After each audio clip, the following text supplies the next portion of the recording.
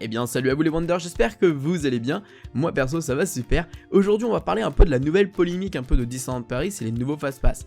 J'espère que ça va vous plaire, en tout cas c'est parti.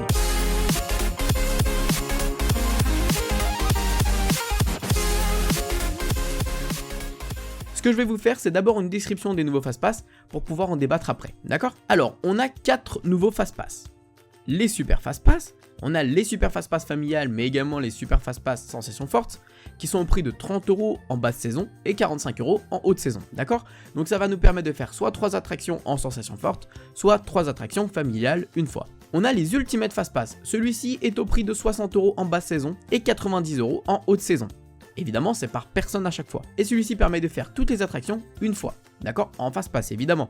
Pas les attractions qu'il n'y a pas de fil de Fast Pass, comme par exemple Pirates des Caraïbes ou encore Crush Coaster. Et on a l'Ultimate Fast Pass. Alors celui-ci nous permet de faire toutes les attractions autant de fois qu'on le souhaite, à 120€ en basse saison et 150€ en haute saison. Voilà. Donc là, évidemment, à chaque fois que je vous donnais les tarifs, c'est par personne. Donc si par exemple vous êtes une famille de 5 personnes et que vous désirez par exemple avoir le Fast Pass illimité à 150€, et bien c'est 150€ pour les 5 personnes, d'accord? Je vais mettre tous les cas de figure différents, d'accord? Pour moi, c'est pas quelque chose de mauvais. Je vais m'expliquer pourquoi. Parce que je vais me mettre à la place de quelqu'un qui est habitué d'aller sur le parc régulièrement, d'accord? Moi, ça ne va pas m'intéresser. Moi, ça ne va pas m'intéresser parce que je ne vais pas l'acheter évidemment ce coffret, d'accord? Avant, Disneyland Paris nous proposait de faire une attraction à 15€. En Fast Pass évidemment, hein, c'était le Magic Plus ou c'était le, je sais plus comment ça s'appelait, c'était un Fast Pass qui nous permettait de faire une seule fois une attraction à 15€. Celui-ci n'était pas du tout rentable, parce qu'à 15€ on fait une seule attraction, c'était naze. Là c'est 30€, mais on peut faire 3 attractions. Où est-ce que c'est intéressant? C'est intéressant à partir du moment où on ne nous retire pas les Fast Pass gratuits. Et je dis bien les Fast Pass gratuits et obligatoires. C'est-à-dire les Fast Pass qu'on a lorsqu'on a un ticket du parc ou lorsqu'on a un passeport annuel. Parce que si on s'en sort bien, on arrive à faire 3 à 4 attractions avec notre ticket du parc pour la journée. On peut récupérer un Fast Pass à Studio, un Fast Pass au Disneyland Park et également un Fast Pass à Indiana Jones en même temps. Donc ça fait déjà 3 Fast Pass dans la journée.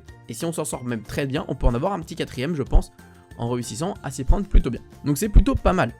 Et là, tout ça, c'est gratuit parce que c'est avec votre billet ou alors avec votre passeport. Donc je trouve ça plutôt bien parce que pour les fans Disney ou alors ceux qui sont habitués à venir sur le parc, on a déjà cette faculté d'avoir notre Fast Pass gratuit. Et on a le coffret en plus, donc c'est pour ceux qui viennent peut-être occasionnellement ou alors qui vont venir peut-être une fois par an ou alors peut-être une fois dans leur vie, parce que ce sont soit des étrangers qui habitent à Tokyo, aux États-Unis ou peut-être même des Italiens espagnols qui vont venir une fois.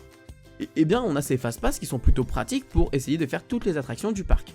D'accord? On a Buzz Lightyear Laser Blast, Star Tour, Hyperspace Mountain, Peter Pan Flight, on a également Ratatouille, Rock'n'Roller Coaster, le train de la mine, et je crois que c'est tout, on doit en avoir 8 à peu près, 8 attractions. S'il en manque une, vous le mettrez, je pense, dans les commentaires. En tout cas, voilà. Et Indiana Jones. Indiana Jones, et de temps en temps, les tapis volants d'Aladin. Sinon, je crois que j'ai tout dit au niveau des Fast Pass. Je crois pas en avoir oublié. Non. En tout cas, voilà, ça nous permet d'avoir 9 Fast Pass si on prend évidemment le gros pack, d'accord? Pas les packs familiales et pas les packs Sensation Forte. Sensation Forte, vous imaginez bien, c'est Space Mountain, Rock'n'Roller Coaster, Indiana Jones, je crois. Bon, voilà, de toute façon, c'est pas dans la description, je crois que c'est quand vous allez au guichet que vous choisissez quelle attraction vous voulez dans le parc, dans le pack enfant ou alors dans le pack Sensation Forte. Donc, ce que j'expliquais, c'est qu'en gros, à partir du moment où nous, les habitués du parc, et bien, je parle pas de moi forcément, mais ceux qui vont régulièrement sur le parc ne sont pas obligés de prendre un pack comme ça pour avoir des Fast Pass, et bah tant mieux. Nous, ça nous change rien à nos habitudes. Vous n'êtes pas obligé d'acheter ce pack. Vous voyez ce que je veux dire? Parce que vous pouvez très bien vous en sortir. Donc vous n'êtes pas obligé de faire des achats en plus. C'est pour ceux qui sont vraiment dans l'envie de dépenser plus peut-être et de faire plus d'attractions dans la journée.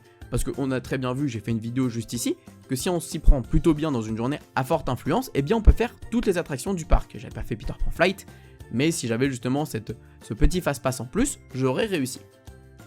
Donc voilà, c'est vraiment pour vous montrer que on peut le faire. Donc moi honnêtement, je trouve ça plutôt bien. Parce que Disneyland Paris ne nous oblige pas à acheter ce pack.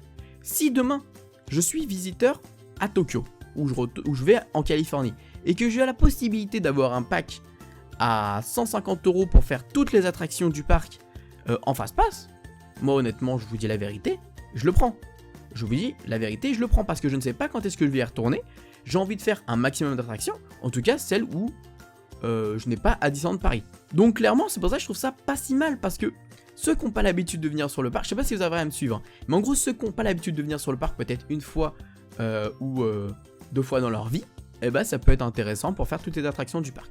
Maintenant, moi, si je devais donner des petits défauts, forcément, 150 € pour le gros pack en haute saison, pour une famille de 5 enfants, ou alors une famille de 2 enfants, rien qu'une famille de 2 enfants de 4 personnes, ça revient à 600 €.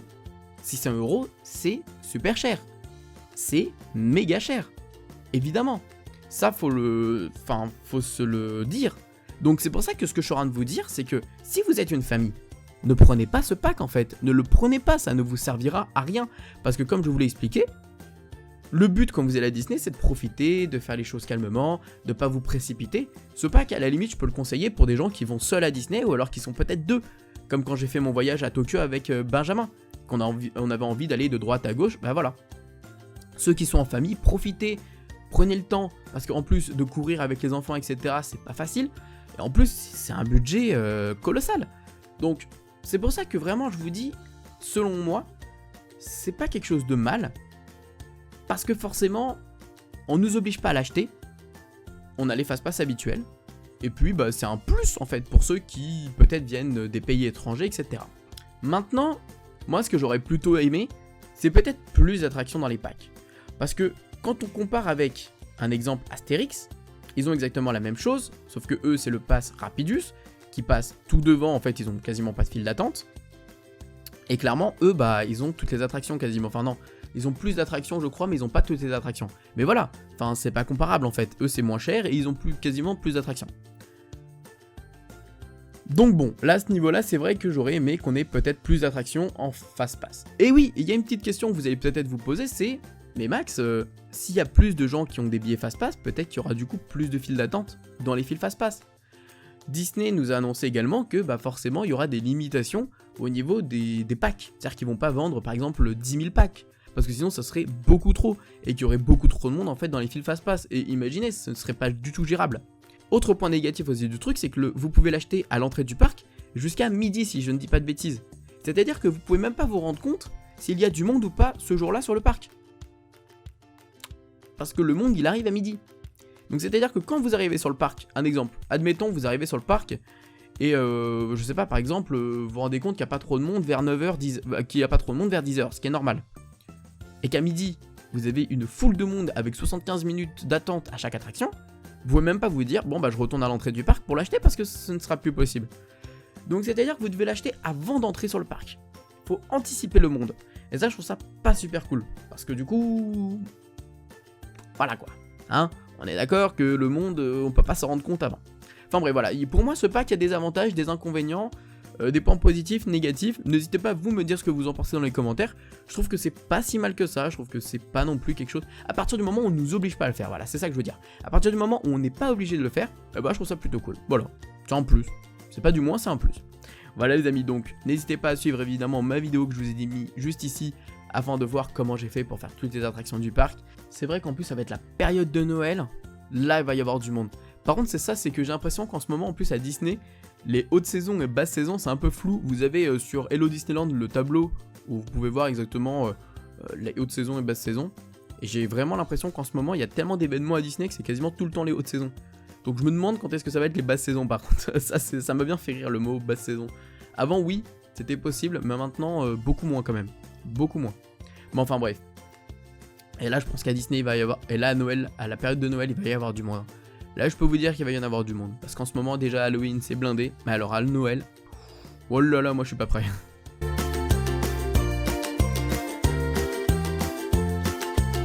Sur ce, moi je vous fais plein de bisous, le partage, le pouce bleu, le commentaire de ce que vous en pensez, je vous fais plein de bisous et comme d'habitude, n'oubliez pas que tout le monde a le droit de rêver, alors pourquoi pas vous.